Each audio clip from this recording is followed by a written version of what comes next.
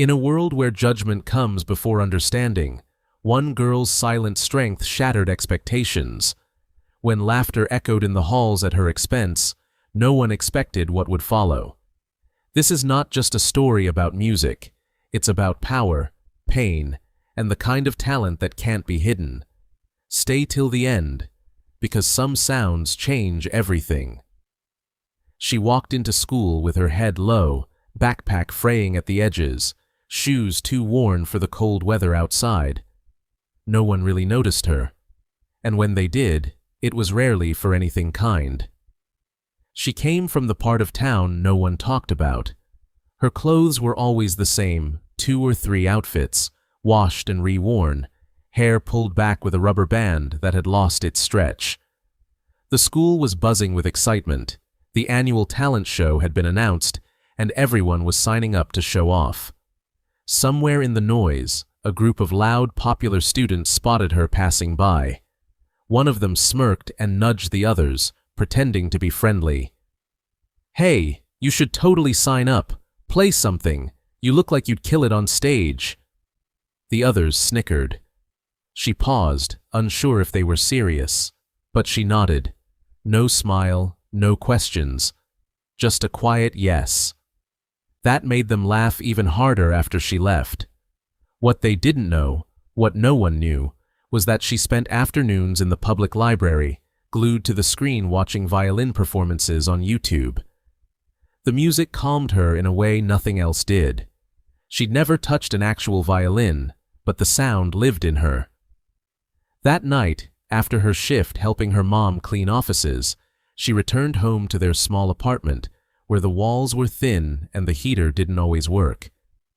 She sat at the edge of her bed and imagined playing, fingers moving in the air, eyes closed, listening to music only she could hear. The next day, she went to the school's dusty storage room and found an old violin no one had touched in years. The strings were stiff, the case smelled like mildew, but it was all she had. She signed her name on the talent show list, and the teacher barely glanced at it. Some of the students had already started calling her the main act, not because they expected greatness, but because they expected a disaster. Each night, she practiced. Quiet, focused, fumbling at first, then slowly growing steadier. She wrapped her fingers with tape to remember where the notes lived. Her hands ached, but she didn't stop. She wasn't trying to impress them. She was just trying to hear the music for real, outside her head. Now, backstage, the laughter from the crowd leaked through the curtain. Her heart pounded. The violin felt heavier than ever.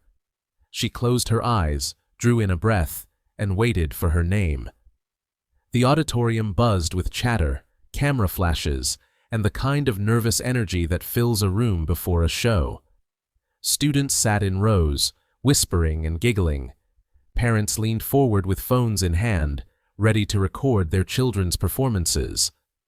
Teachers stood along the walls, half watching, half checking their watches. The acts came and went.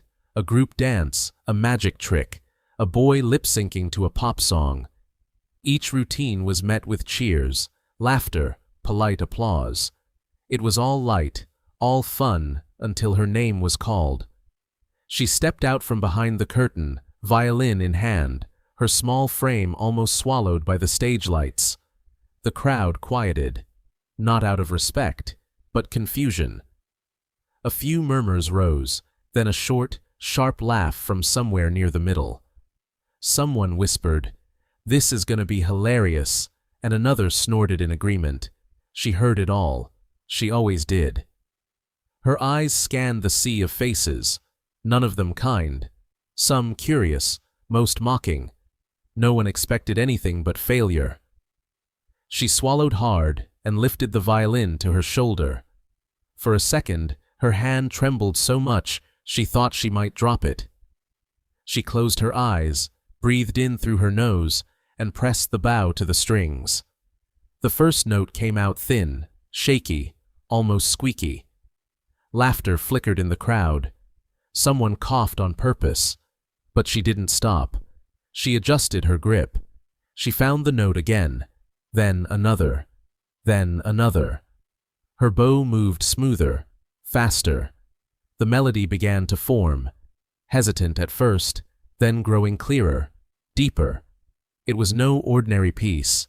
It was something she had created, something pulled from her chest, like a secret too long buried.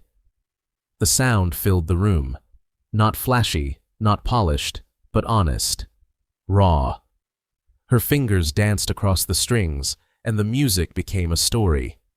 Not one the crowd knew, but one they could feel. Every ache, every long walk home, every night of hunger, every silence at the dinner table, every insult swallowed whole.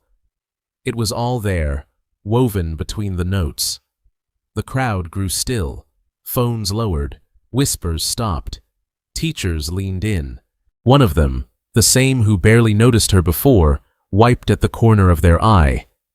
The popular kids sat stiff in their chairs, expressions unreadable. She didn't look at them. She didn't look at anyone. Her eyes stayed closed until the very last note. Soft, aching, suspended in air like a breath no one dared release. And when it ended, no one clapped. No one moved. Just silence. Heavy, stunned, real. The silence held for a moment longer, as if no one dared disturb what had just happened. Then, like a dam breaking, applause exploded through the auditorium. It wasn't polite or casual. It was desperate, full, and rising to its feet. Students stood, clapping without hesitation. Teachers wiped their eyes, some openly crying. Parents who didn't even know her joined in, some with their hands over their hearts. The sound crashed around her like waves, but she stood still, her expression unreadable.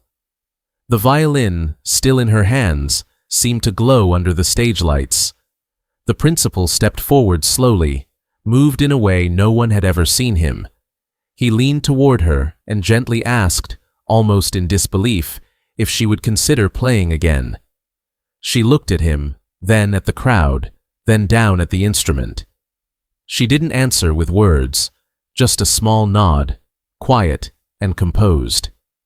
From somewhere near the front row, a woman called out. She was a parent, a stranger, but her voice was firm.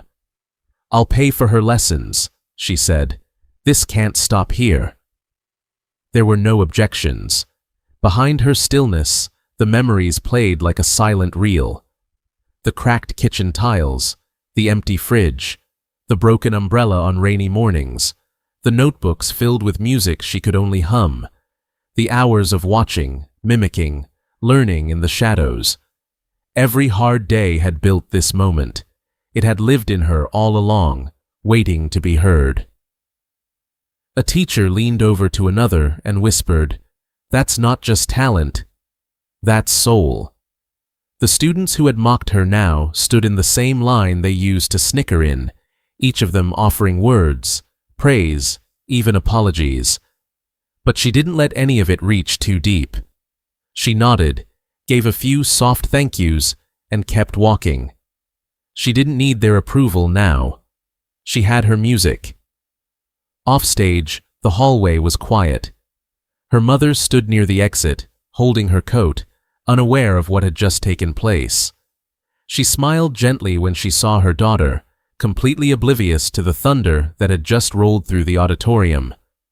Later, alone, she walked back to the music room.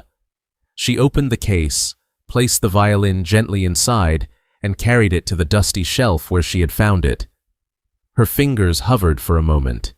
She didn't let go. Not yet. The next morning, the school bulletin board held something new, a bright flyer with bold letters. Violin scholarship auditions, open to all ages. Students passed by it without much thought, but her teacher didn't. That afternoon, he approached her, the flyer already in hand. "You should try," he said softly, with a look she hadn't seen before. Respect. She didn't respond right away. The stage still echoed in her bones, the applause, the faces, the weight of being seen. She nodded later that evening, quietly, like every big decision she made. At home, her mother found out about the audition. Without a word, she started taking extra shifts at the diner, walking longer routes to save bus fare. Within 2 weeks, she handed her daughter a second-hand violin in a worn-out case.